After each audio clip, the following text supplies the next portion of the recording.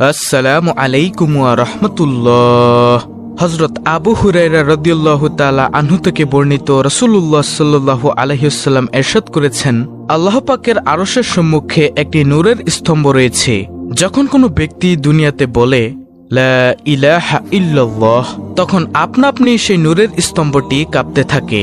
তখন আল্লাহ পাক বলেন, হে স্তম্ভ, চুপ করো, তুমি কেঁপো না।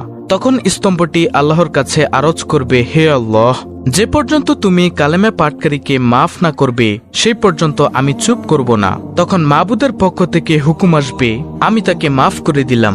এই কথাটি শোনা মাত্রই স্তম্ভটি তার কম্পন থামিয়ে চুপ হয়ে যাবে। এই পবিত্র কালিমা সম্পর্কে আল্লাহ তাআলা কুরআনুল কারীমে ইরশাদ করেন, কালেমা তৈয়বার উদাহরণস্বরূপ যেমন একটি পবিত্র বৃক্ষ যার শিকড় জমিনের সঙ্গে সংযুক্ত আর উহার শাখা আকাশের দিকে, তদ্রূপ কালেমা তৈয়বা দুনিয়াতে আর উহার নূরের শাখাটি স্তম্ভস্বরূপ সপ্ত আকাশের উপর।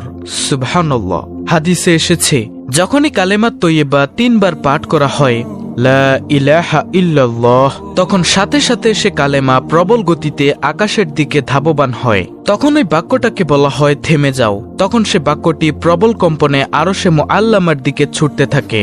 আল্লাহ পাক রব্বুল আলামিনের কাছে আরজ করে, হে আল্লাহ, আপনি সে ব্যক্তিকে ক্ষমা করে দিন যে একবার আমার নাম নিয়েছে। তখন আল্লাহ পাক বলেন যে যখনই লা ইলাহা ইল্লাল্লাহ পাঠ করবে, আমি আল্লাহ তার জন্য সাক্ষী হয়ে যাব, আমি তাকে ক্ষমা করে দিব। সুবহানাল্লাহ। প্রিয় দর্শক, লা ইলাহা ইল্লাল্লাহ হচ্ছে ঈমানের 70টি শাখার মধ্যে সর্বোত্তম, যার কারণে এ কালেমার জিকিরে রয়েছে গুরুত্বপূর্ণ ফজিলত। প্রিয় দর্শক, লা ইলাহা ইল্লাল্লাহ জিকিরের গুরুত্বপূর্ণ ফজিলত এর কয়েকটি হাদিস তুলে ধরা হলো। হযরত জাবির ইবনে আব্দুল্লাহ হতে বর্ণিত, রাসূলুল্লাহ সাল্লাল্লাহু আলাইহি ওয়াসাল্লাম বলেছেন, সর্বোত্তম জিকির হচ্ছে লা ইলাহা ইল্লাল্লাহ এবং সর্বোত্তম দোয়া হলো আলহামদুলিল্লাহ।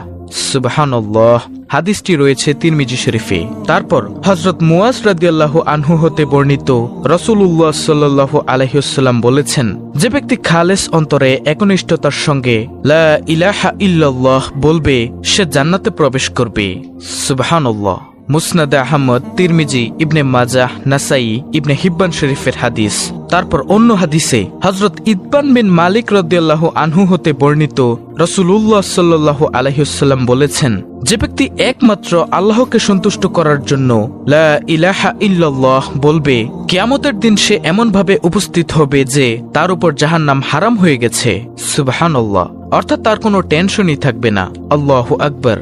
বুখারী, মুসলিম, মুসনাদ আহমদ। তারপরে অন্য হাদিসে হযরত আনাস রাদিয়াল্লাহু আনহু হতে বর্ণিত, রাসূলুল্লাহ সাল্লাল্লাহু আলাইহি ওয়াসাল্লাম বলেছেন, কিয়ামতের দিন আল্লাহ তাআলা বলবেন, হে মুহাম্মদ সাল্লাল্লাহু আলাইহি ওয়াসাল্লাম, সৃষ্টির মধ্য হতে আপনার উম্মতের মধ্যকার এমন ব্যক্তিকে জান্নাতে প্রবেশ করান যে ব্যক্তি একদিন হলেও ইখলাসের সঙ্গে এ সাক্ষ্য দিয়েছে যে আল্লাহ ছাড়া কোনো ইলাহ নেই এবং সে এর উপর মৃত্যুবরণ করেছে। মুসনাদ আহমদ। প্রিয় দর্শক, আমরা দেখতেই পেলাম যে লা ইলাহা ইল্লাল্লাহ জিকিরের কত ফজিলত। এছাড়াও আরো কিছু ফজিলত আপনাদের সামনে তুলে ধরা হলো।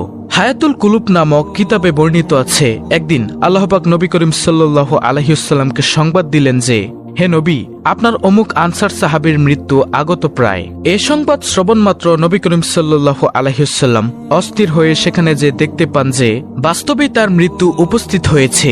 তখন নবী করিম সাল্লাল্লাহু আলাইহি ওয়াসাল্লাম উক্ত সাহাবীকে বললেন, পড়ো কালেমা লা ইলাহা ইল্লাল্লাহ মুহাম্মাদুর রাসূলুল্লাহ সাল্লাল্লাহু আলাইহি ওয়াসাল্লাম। সাহাবী বারবার চেষ্টা করার পরেও পড়তে পারলেন না। অবশেষে অন্যপায় হয়ে আপন আঙ্গুল ঊর্ধ্বে তুলে ইঙ্গিতে বললেন, হুজুর সাল্লাল্লাহু আলাইহি ওয়াসাল্লাম তার অবস্থা দেখে হেসে উঠলেন। অতঃপর তিনি আল্লাহ পাক রব্বুল আলামিনের দরবারে পৌঁছে গেলেন তার ইন্তেকালের পর উপস্থিত সাহাবীগণ আরজ করলেন, ইয়া রাসূলুল্লাহ সাল্লাল্লাহু আলাইহি ওয়াসাল্লাম, আমাদের প্রাণ আপনার পা মোবারকে উৎসর্গ হোক।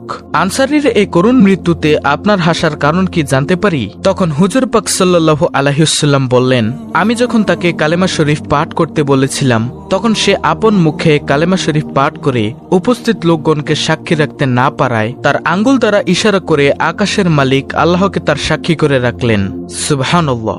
যখন সে আকাশের দিকে আপন আঙ্গুলি উত্তোলন করল, তখনই আল্লাহ পাকের পক্ষ হতে সংবাদ হয়ে গেল, হে আমার ফেরেশতারা, তোমরা দেখো, যখন আমার বান্দার মুখ বন্ধ হয়ে গেল তখন সে আপন মুখে কালিমা শরীফ পড়ে কাউকে সাক্ষী করতে না পেরে সে আমার প্রতি দৃষ্টি করে আপন আঙ্গুলি দ্বারা আমাকে তার কালেমার সাক্ষী করে রাখলো। হে ফেরেশতারা, আমিও তোমাদেরকে সাক্ষী করে রাখলাম যে আমি আমার বান্দাকে মাফ করে দিলাম। সুবহানাল্লাহ। তখন হুজুর সাল্লাল্লাহু আলাইহি ওয়াসাল্লাম বললেন, হে আমার সাহাবাগণ, আনসারের এহেন অবস্থা দেখে আমি হেসেছিলাম, কারণ কত সৌভাগ্যবান এই সাহাবী যে তার নিজের কালেমার সাক্ষী পৃথিবীর কোনো মানুষ নয় বরং খুদ এই কালেমার হকদার আরশের মালিক আল্লাহ পাক রব্বুল আলামিনকে করে গিয়েছেন। সুবহানাল্লাহ। আবু সাঈদ খুদরি রাদিয়াল্লাহু তাআলা আনহু নবী করিম সাল্লাল্লাহু আলাইহি ওয়াসাল্লাম হতে বর্ণনা করেন, একদিন হযরত মুসা আলাইহিস সালাম আল্লাহ পাকের কাছে মোনাজাত করে বললেন, হে আমার মাবুদ, আমাকে এরূপ একটি কালেমা বা ইসমে আজম শিক্ষা দিন, যখন আপনাকে ডাকতে পারি তখন যেন কালেমার দ্বারাই ডাকতে পারি। তখন আল্লাহ পাক ইরশাদ করেন, হে মুসা, বলো তুমি লা ইলাহা ইল্লাল্লাহ এবং ইহার দ্বারাই আমাকে ডাকো। ইহা শুনে হযরত মুসা আলাইহিস সালাম দ্বিতীয়বার আরজ করলেন, হে বারে খোদা, লা ইলাহা ইল্লাল্লাহ এরূপ একটি সাধারণ কালেমা যা সমস্ত লোকেরাই বলে থাকে, এর মধ্যে আমার কি বৈশিষ্ট্য আছে? হে খোদা, আমি তো এমন একটি কালেমা চাইতেছি যা আমি ব্যতীত অন্য কেহ না জানে। তখন মাবুদের পক্ষ হতে জবাব আসলো, হে মুসা, তুমি এ কালেমাকে সাধারণ মনে করো না। তুমি এ কালেমাকে সাধারণ মনে করে এর ইজ্জত করলে না। ইহা খাস হতে খাস একটি কালেমা। যদি 7 আসমান ও 7 জমিন একসাথে রাখা হয় আর অন্য পাল্লাতে এ কালেমা শরীফকে রাখা হয় তবে কালেমা শরীফের ওজন অনেক বেশি ভারী হবে। সুবহানাল্লাহ। তখন মুসা আলাইহিস সালাম চুপ হয়ে গেলেন। নাসাই শরীফের হাদিস। প্রিয় দর্শক, দেখতে পেলেন এবং শুনতে পেলেন যে এই কালেমা শরীফের কত দাম। আল্লাহ তাআলা আমাদেরকে লা ইলাহা ইল্লাল্লাহু মুহাম্মাদুর রাসূলুল্লাহ সাল্লাল্লাহু আলাইহি ওয়াসাল্লাম বেশি বেশি পরিমাণে পাঠ করার তৌফিক দান করুক। হযরত উসমান রাদিয়াল্লাহু আনহু থেকে বর্ণিত রাসূলুল্লাহ সাল্লাল্লাহু আলাইহি ওয়াসাল্লাম বলেছেন, কোন ব্যক্তি যদি লা ইলাহা ইল্লাল্লাহ এর ঘোষণা দেয় এবং এর উপর মৃত্যুবরণ করে তবে সে জান্নাতে যাবে। সুবহানাল্লাহ। তা প্রিয় দর্শক, পরিশেষে আমরা পেলাম লা ইলাহা ইল্লাল্লাহ হলো ঈমানের চাবি। এই কালেমা পাঠ করলে ঈমান মজবুত হয়। যে ব্যক্তি কালেমা পাঠ করে মৃত্যুবরণ করবে ওই ব্যক্তি জান্নাতে যাবে। তাহলে আমরা অবশ্যই পাঠ করব লা ইলাহা ইল্লাল্লাহু মুহাম্মাদুর রাসূলুল্লাহ সাল্লাল্লাহু আলাইহি ওয়াসাল্লাম। আল্লাহ তাআলা আমাদেরকে এই কালেমার উপর অটল থাকার তৌফিক দান করুক এবং নবী সাল্লাল্লাহু আলাইহি ওয়াসাল্লামের প্রতি ভালোবাসা রাখার তৌফিক দান করুন। আমিন। প্রিয় দর্শক, ভিডিওটি ভালো লাগলে অবশ্যই ইসলামের আলো চ্যানেলটিকে সাবস্ক্রাইব করে বেল বাটন অল বাজিয়ে দিবেন। ভিডিওটিতে একটি লাইক দিবেন এবং কমেন্টে আমিন লিখবেন এবং অন্য মুসলিম ভাই বোনদের কাছে ভিডিওটি শেয়ার করে দিবেন যেন তারাও দেখে আমলটি করতে পারে।